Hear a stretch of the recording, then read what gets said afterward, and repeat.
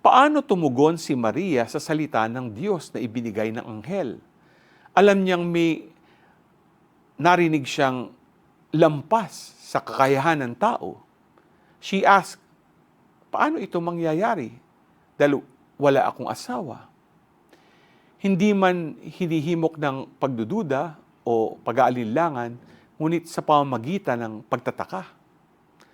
Pero, alam niyo, anong ginawa ni Maria? She immediately answered yes. Naniwala si Maria sa mga pangako ng Diyos na kahit para bang imposible ito, ang agarang tugon ni Maria ng oo sa banal na mensahe ay isang model of faith para sa ating lahat. Puno siya ng biyaya dahil nagtiwala siya na totoo at matutupad ang sinabi ng Diyos.